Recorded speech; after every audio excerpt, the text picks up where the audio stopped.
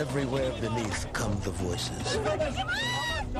Turkey is devastated by an earthquake. A refinery is engulfed in flames. A port is underwater. And tens of thousands are buried under rubble in one of the greatest natural disasters of the 20th century. This is the story of the heroic efforts of rescue volunteers and of the ominous warnings from scientists about a far greater disaster.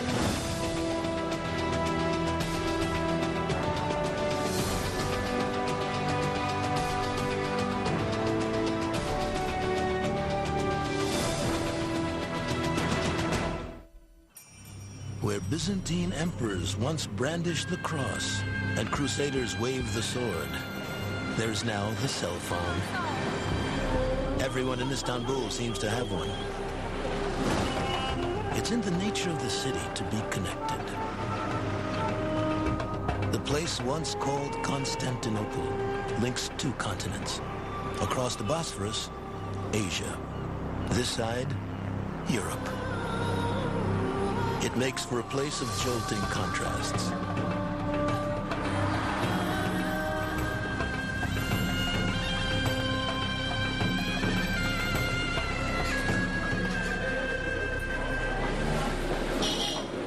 The contrasts find harmony in one place, Hagia Sophia, a microcosm of Turkish history.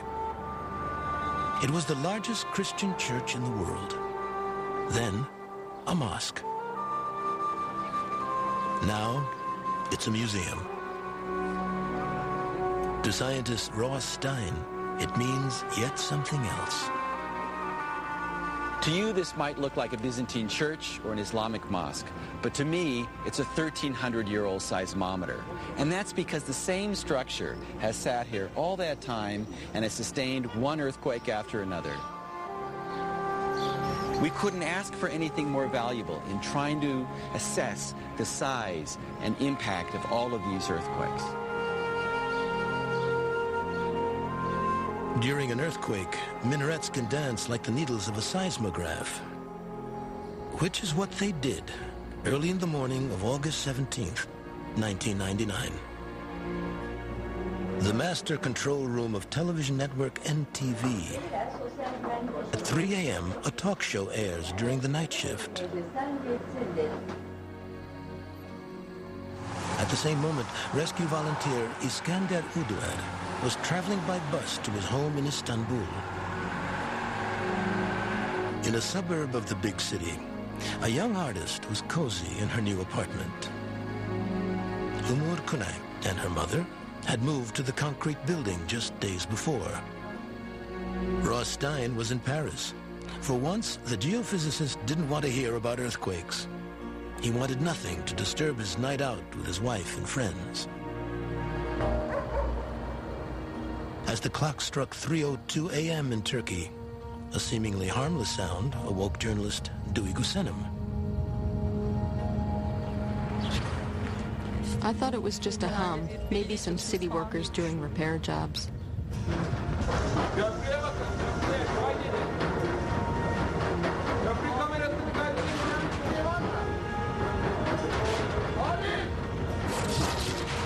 Security cameras all over Turkey suddenly went dead.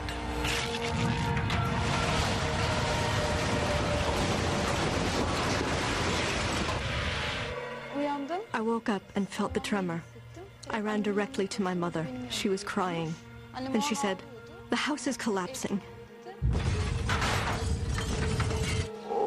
The only thing I could think of was my son. I jumped out of bed yelling, "Burke!" My husband Alper held me down. "Okay, it's all over," I said. "This is the end of everything." The building was trembling. Then I saw the wall explode.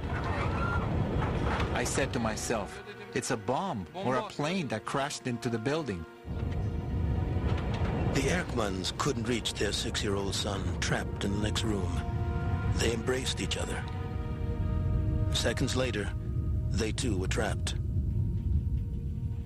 Umur Kunay hugged her mother as their apartment buildings disintegrated on top of them.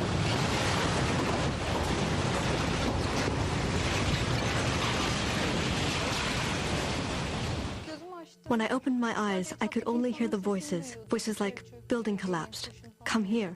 Run. The power was out all over northwest Turkey. The cell phones that Turks depend on were also useless. The network was overloaded. Few calls went through. No one knew how widespread the disaster was. The only news came from portable radios. We knew there had been a major earthquake. The house shook for 45 seconds. That's serious business. How do you find out what's going on? Curiously enough, the way I knew was the neighbors all came rushing out of their house. They live in concrete houses. They sat on the steps of our house, the wooden house, and they had their radios with them. There was a very small amount of information from one of the local radios, and when we discovered that the epicenter was not here, then we thought, God, it must be 10,000 people at least. Among the first news was that of a monstrous blaze on the eastern horizon in a city called Izmit.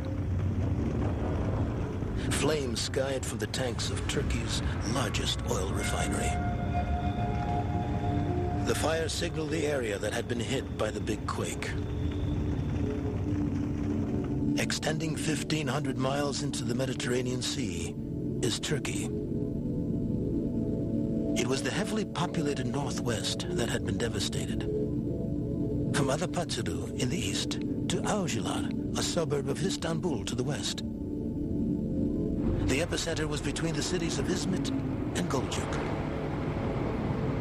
2 years earlier, Ross Stein had co-authored a paper that pinpointed 2 likely locations for the next big Turkish earthquake. One was Izmit. Amazingly, Stein and 2 colleagues, Aykut Barka and Jim Dietrich, had foretold the epicenter of the quake.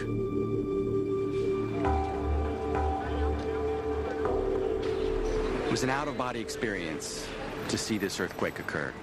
It was something that made us feel maybe we had learned something about the way the earth worked, but we were aware of the terrible suffering that this was going to bring.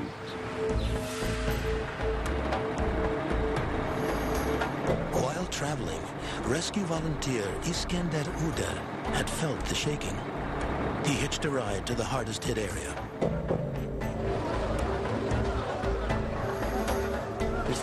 Some people, like me, were already on the scene by coincidence. I was in Izmit and I started working right away with civil defense.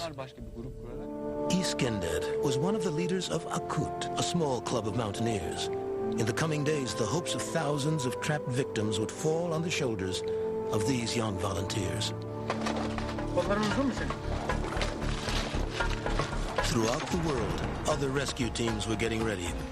In Fairfax County, Virginia, an elite U.S. team assembled. They are equipped with microphones so sensitive they can pick up the sound of a beating heart. Remote-controlled video cameras that can snake into tiny openings. Whether they would reach survivors in time was the big question. Some neighborhoods were so devastated that survivors were shocked when they saw the destruction. Iskender Uder and the other volunteers became familiar sights at rescue scenes. The worst part is some part of the casualty is trapped under the concrete block. The whole building just falls down and just sits on the leg or on the arm. This is the hardest part. I mean, you talk with him, but you cannot take him out because there's a huge concrete building, whatever, on his leg. Technically, it is possible to make an amputation inside there, but there should be a surgical team to do that. Medical assistance was limited. Thousands of buildings had collapsed, so many of the early rescues just happened with whatever volunteers had available. At 6 a.m., a voice was heard from beneath the concrete.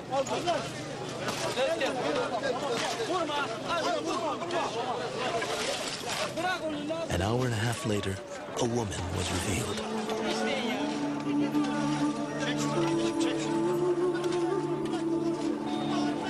Cocooned perfectly in the debris was the young artist, Umur Kunai.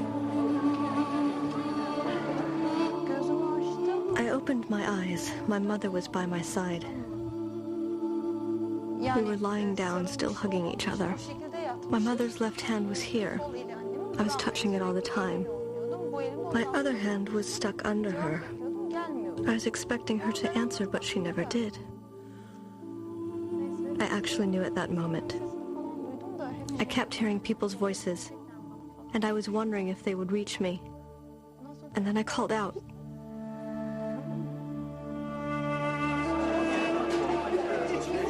Umur was one of 31 people who somehow survived the total collapse of her building. Her mother was one of the 29 who died.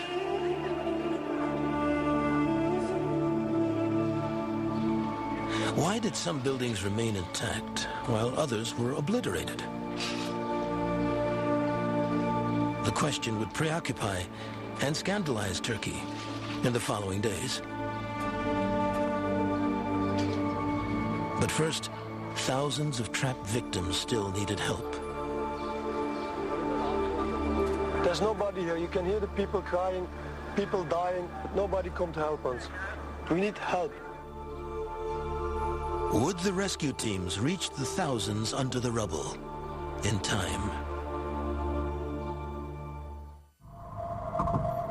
August 18th, 1999. The day after the quake.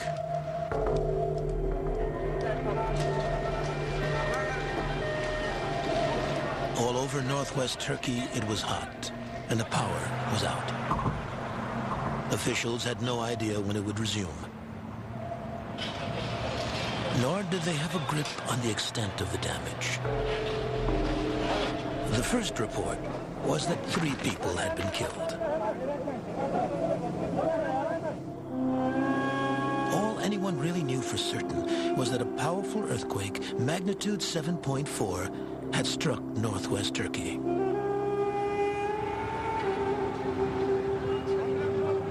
In this hothouse of fear and confusion, the U.S. rescue team finally arrived.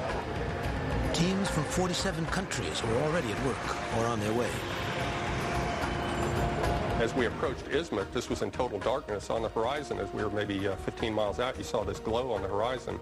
And as we got closer and closer, it turned into this enormous fireball. We thought the Tüpraş refinery was blowing up. Then the rubble started to explode. Gas tanks were blowing up. The explosions stopped in the morning, but the smell of fire and gas was in the air. There were 3 separate fires at Turkey's largest refinery. One started when a smokestack like this one, 400 feet high, toppled over during the earthquake. Its plumbing system, full of dangerous chemicals, was ripped apart.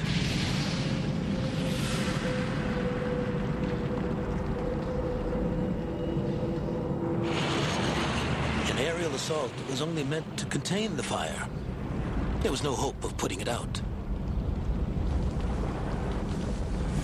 The fire would burn for days until it exhausted itself. A short distance away, in the port of Koljuk, 10 feet of water had flooded the coastline. Beachfront apartments and boardwalk rides drowned. Many were feared dead. A wave of a different kind was meanwhile swamping the medical community. One of the places I went to was Izmit State Hospital, and I guess there must be bleaker visions of hell, but I certainly haven't seen them. I mean, there were people attending people in the parking lot of the hospital. Inside the hospital were the people who were seriously hurt. There were 3 bodies wrapped up, lying beneath the pay telephones. minutes away, the Erkmans, the young couple, had been trapped for 2 days under the rubble. They could not move in the tiny crevice. She wouldn't talk much. She was usually asleep. Since we didn't have much oxygen, she had to sleep. I was the one calling out and consuming oxygen. I would feel helpless now and then and ask her if we would ever get out. She always said yes. Hearing her say that, I went back to work, shouting and calling for help. On the second day, help finally came, in the person of rescue volunteer Iskender Udur. For 2 days, Iskender had been saving lives. Now he went to work on the Erkmans building. They used a drill to bore a hole. I said to Ebru, they will either stab us or save us. There's no other alternative. She said, they will save us. Freeing human beings from beneath tons of concrete is a delicate art. Hello? Can you hear me? The slightest wrong move can start a new cave-in. The analogy we kind of use is that game that children play of pickup sticks, where, you know, you pull out the wrong stick, everything comes tumbling down. And then the unknown that you always have are the aftershocks. If rescuers feared the aftershocks, under the rubble, it was even worse. We could easily hear the noise before a new tremor began. I said to my wife, it's coming. In a jewelry store in Istanbul, one of the echoes from the quake.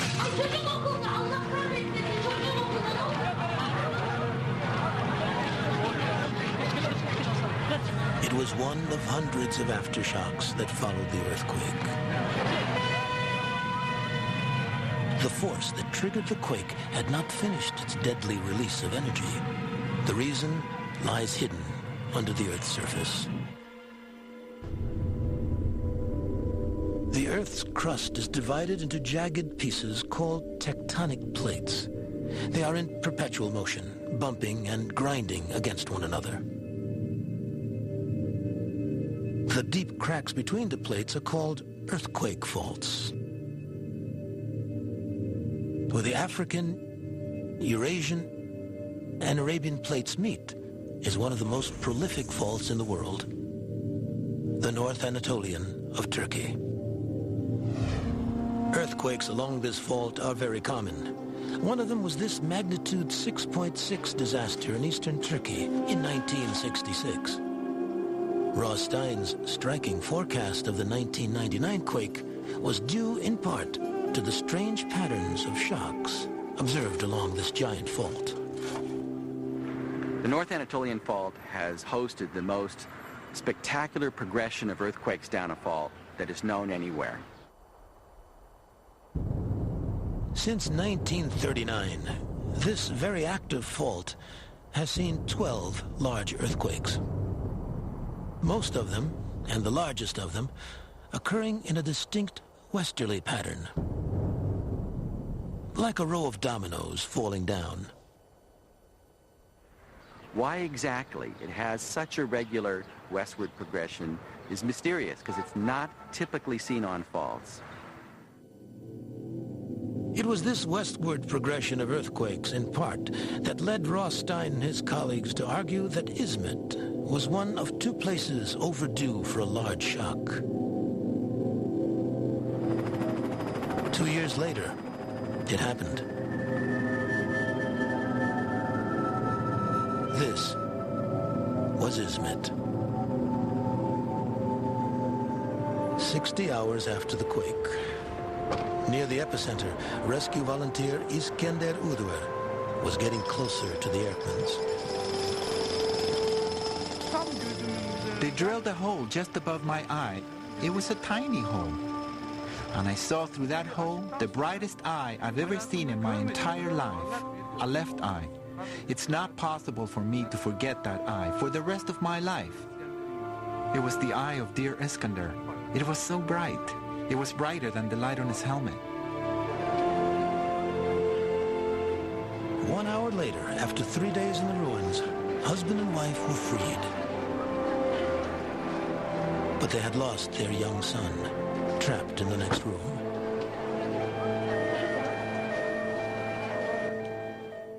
Akut, the club of young mountaineers, had suddenly assumed a huge responsibility. Between rescues, Iskender tried to recruit more volunteers.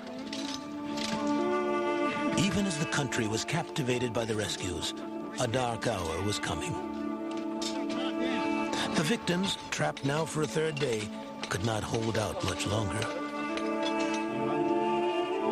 Turkish officials thought that if they didn't bulldoze the damaged buildings, disease might spread from the bodies inside.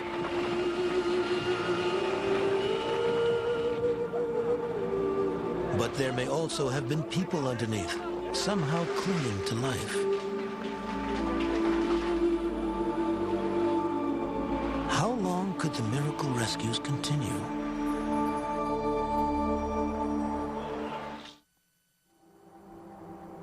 Close to the epicenter, this was once the site of 3 blocks of apartment buildings.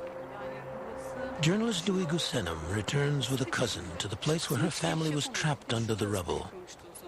For 4 days after the earthquake, she was here, helping pull 14 people to safety. We could still hear voices from the rubble. People screaming, crying out for help, but we couldn't do anything without the proper equipment. Duygu's hope that aid would arrive kept her going. But the disaster was so large that help was needed in 1,000 places. The voices began thinning out. By the 4th day, equipment finally arrived. But a growing stench was coming from the rubble.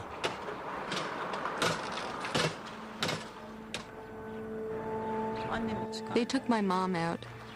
I was on tranquilizers, so I was calm. They recovered my dad's body after a little while. They said I shouldn't see him. He was in a bad condition. We took them to the cemetery. Then we buried them. Now they are gone.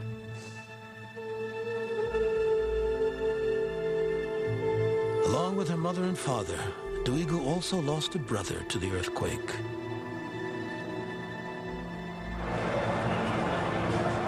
For other victims, there were no relatives to claim their remains. Unidentified bodies were taken to an ice skating rink. They were buried in mass graves. Lime covered the bodies to help them decompose. The scale of the disaster was finally becoming clear. Over 17,000 confirmed fatalities. 20,000 missing and feared dead. An estimated 1 million people either homeless or too afraid to sleep indoors.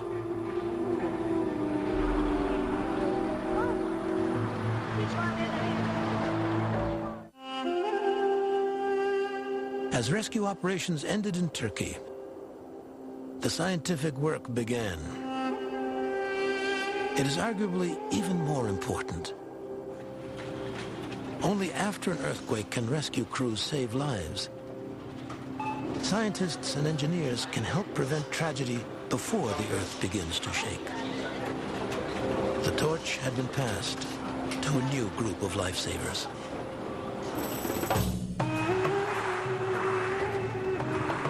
April 2000.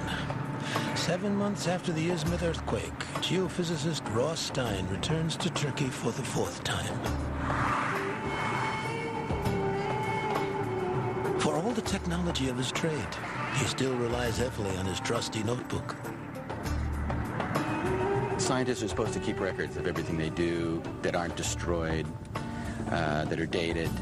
So you know exactly what you thought and when. And also, since I work for the government, anybody could demand all of my information and expect to receive it. You know, my book is your book. Stein is in Turkey on a mission to continue decoding the secrets of the North Anatolian fault and to see if he can carry answers to his home ground of California. The North Anatolian Fault in Turkey and the San Andreas Fault in California are sisters.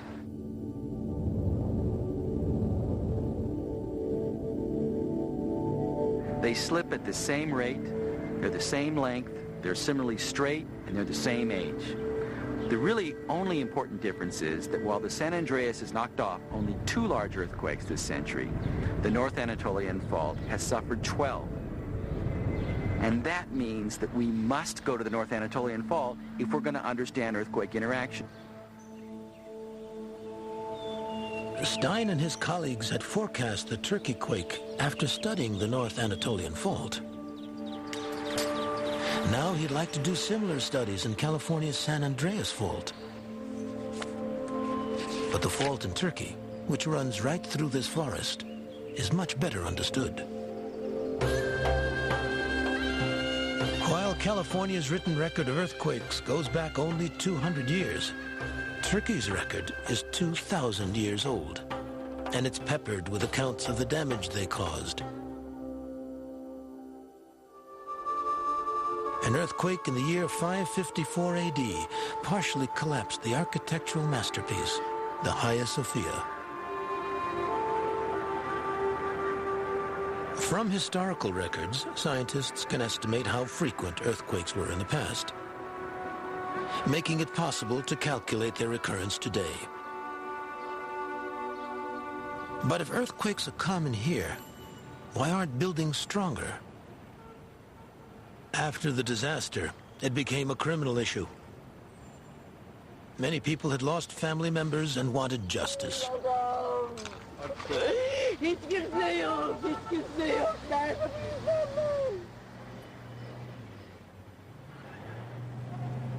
As the population boomed in northwest Turkey, builders have raced to keep up with the demand for housing. Istanbul exploded from less than 2 million in 1960 to almost 12 million today.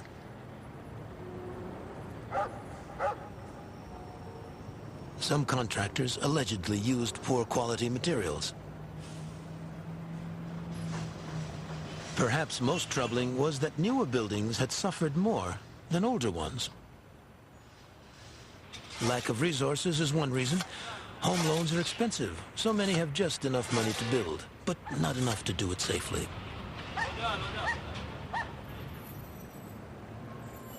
Turkey has modern building codes, but they weren't strongly enforced. Ross Stein and seismic engineer Mehmet Çelebi, a damaged Turkish apartment building. Here's a perfect example of an inadequately designed column. Okay. The scientists are examining the structure for potentially fatal weaknesses.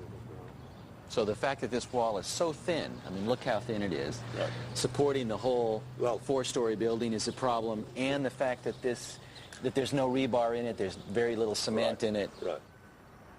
When the ground moved, this column shifted, and now needs the help of these pipes to support the building. It won't be enough. This type of construction, while common worldwide, is vulnerable. The walls are thin, so most of the burden is placed on the columns. With proper steel reinforcing, they could do the job. But steel is expensive in Turkey, and builders often don't use enough. When the ground shakes, the columns fail. The first floor pancakes down. The rest of the building follows. The building is being repaired, but in a patchwork manner. It will still be vulnerable to earthquakes. I don't know whether I want to do this now. What's that? I don't think we should go in.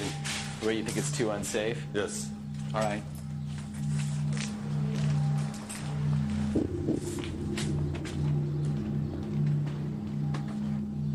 There was the belief that someone should be held responsible.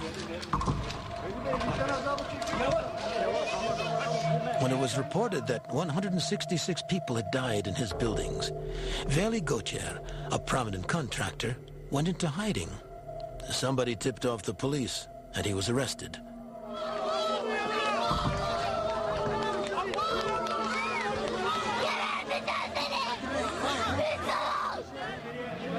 The case dragged in the courts for months. In the end, Turkey's tragic vulnerability to earthquakes couldn't be pinned on a few scapegoats. I think the point was that who was responsible for the tragedy following the earthquake, and it's basically we all were. Everyone in Turkey was responsible. It's a sort of comment on 10, 20 years of this incredible urbanization in the region, and it's an inability to perhaps to plan and to anticipate. While the aftershocks continued, preparations were more urgent than anyone could imagine. Another earthquake was imminent.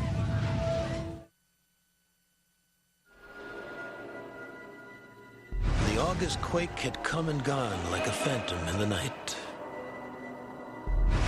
destroying 21,000 buildings, claiming tens of thousands of lives, before vanishing back into the earth. The disaster had left scientist Ross Stein saddened, but not surprised. 2 years earlier, he and his colleagues had anticipated the danger. Now, Stein is on his way to a gas station built right on the fault, close to the epicenter. What you can see is that the first line of pumps is offset from the second island of pumps by about 12 feet. Look up and you can see the roof lines are also offset. And that's because the fault cuts right through the middle of the gas station and is offset or shoved over to the right, the back part.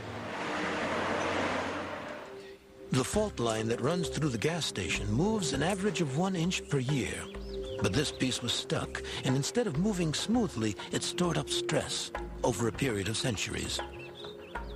Then, in August 1999, the stress was suddenly released, and a long section of Earth violently jumped 12 feet, all at once.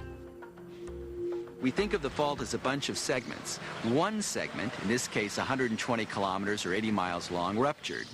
And so on that segment, all that stress that accumulated for 200 years has been released. But the stress has been transferred beyond the ends of the fault. The stress relieved by the earthquake at Izmit is seen here in blue. This segment of the fault may now be dormant for many years. The red areas, showing higher stress, are the ones that now pose the biggest threat. Stress has moved, east and west.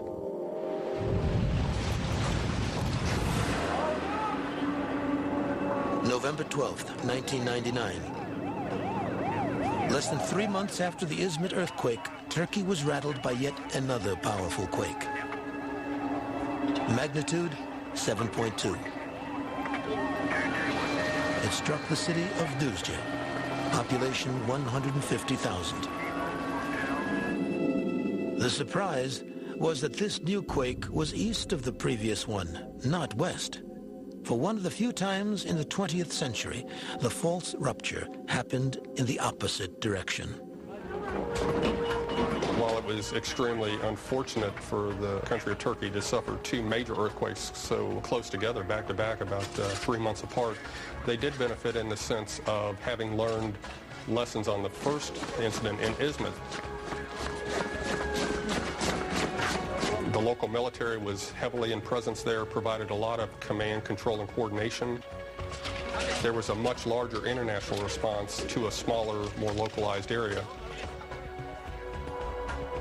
The affected area was lightly populated, so there were fewer casualties.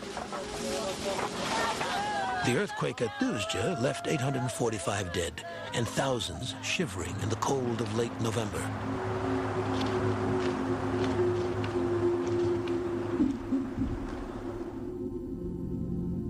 When the August earthquake near Izmit transferred stress in both directions along the fault, a segment to the east became overloaded and triggered the earthquake at Düzce.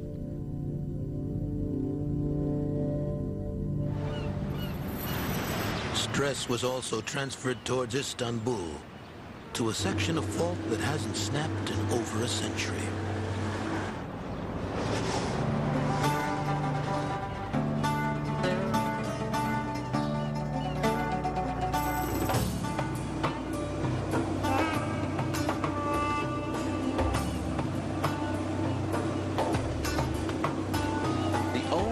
That isn't ruptured is the part that extends into the Marmara Sea, where the fault gets more mysterious because we know less about it, where it probably gets more complicated, but no matter what it does, it's loaded.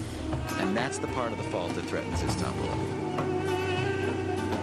Ross Stein is traveling to the danger zone, where the fault line plunges beneath the sea, some 15 miles from Istanbul.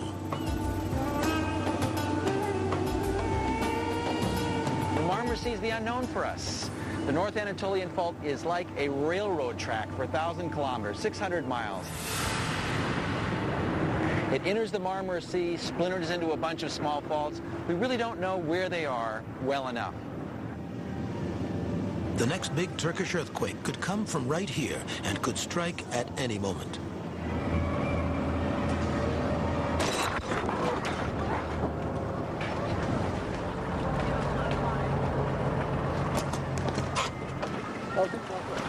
Are you okay? We probably should get the life preservers ready. The expedition is cut short by a submerged rock. It's a jarring illustration of the surprises the earth can throw your way.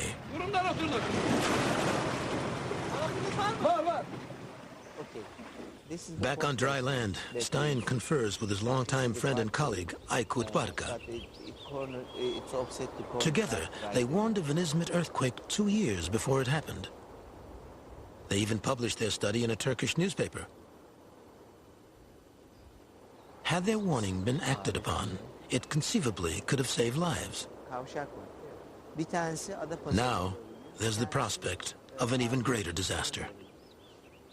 I'm from Istanbul and I love Istanbul. Istanbul is, you know, a kind of city like San Francisco and, you know, as a scientist, if anything happens in Istanbul, I have to question myself whether I did enough to warn people.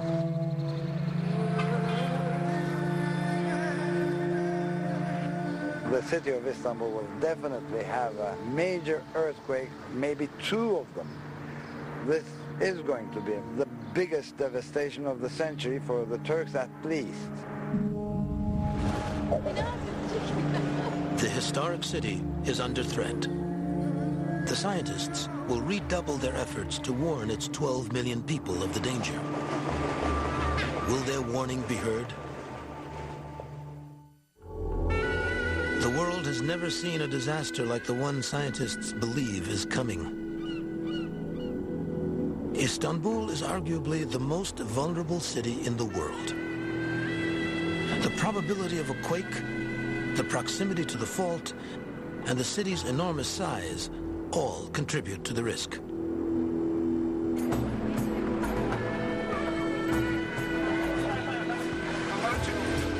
Worst of all is that many of its 12 million residents live and work in substandard buildings.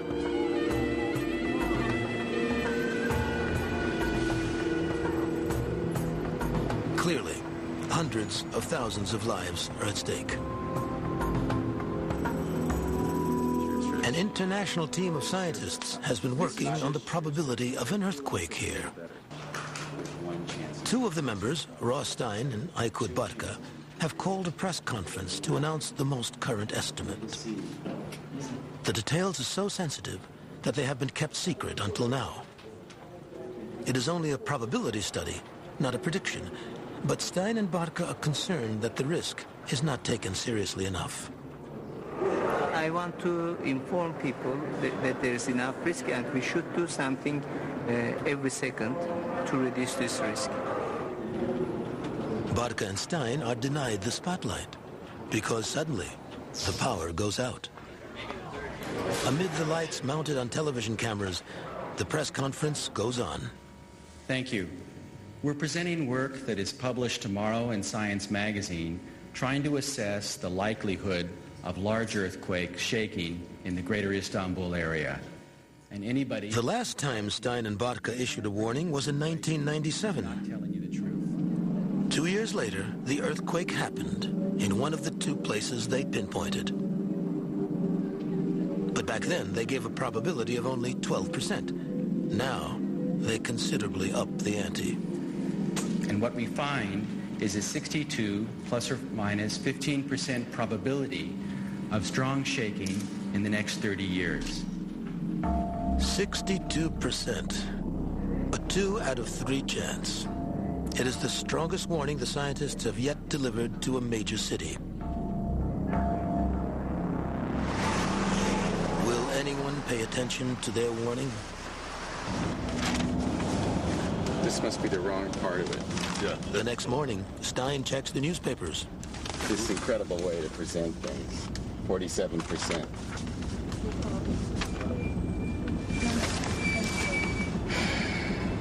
The response is lukewarm and skeptical. The press is downplaying the risk.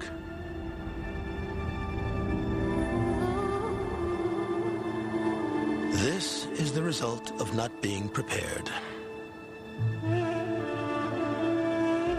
To ignore the forecast because it's not a prediction is reckless. The scientists admit they're playing the odds, making estimates after thousands of calculations.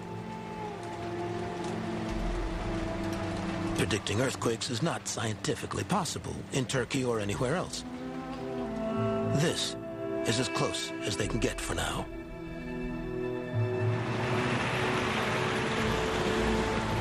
In practical terms, the prospect of fighting nature's power and fortifying 1 million buildings is overwhelming. But some are trying. Istanbul's new international airport was nearly finished when the earthquake hit in 1999. There was immediate concern about the enormous glass and steel roof that shrouds the terminal, that it could buckle and collapse during strong shaking. The solution?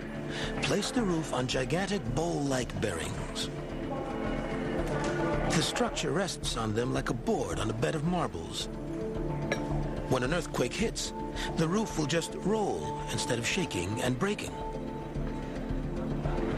To keep the project on schedule, 130 of the $12,000 bearings were overnighted from California. Though many in Istanbul don't have such deep pockets, the task is urgent. There are close to 1 million buildings in Istanbul, but even in a large earthquake, they're not all going to fall down. And the trick is to identify those buildings that are most vulnerable. You start with the schools, the hospitals, the communication centers, the fire stations, and you either strengthen them or condemn them and tear them down. After you've done that, you move outward to the places where people live and work. Even a cheaply constructed building can be made safer. The walls are thickened and reinforced with steel bars to withstand the side-to-side motion of an earthquake. The columns are also strengthened by adding more steel. When a big earthquake hits, there will be strong shaking and some damage, but the building will remain standing. A few buildings are being strengthened, but not many. Meanwhile, the clock ticks towards potential catastrophe as the stress builds on the monster fault just off Istanbul. Months after the earthquake, Umur Kunay, the young artist who lost her mother, undergoes physical rehabilitation. She is partially paralyzed. With hard work, she may regain the full use of her body. Her creativity is unaffected. She plans to study graphic design.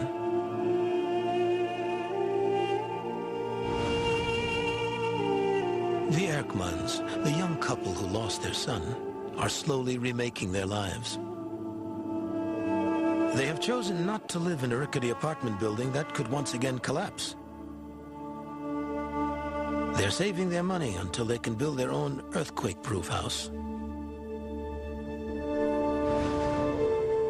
the man who rescued the Erkmans and saved so many others, Iskander Uder, died in a mountain climbing accident on February 29th, 2000.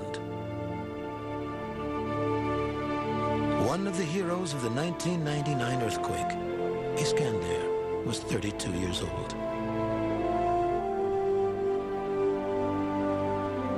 Iskander's death cast a further pall over the country, which had been hammered relentlessly by tragedy, and which, according to scientists, may soon face its biggest natural disaster to date.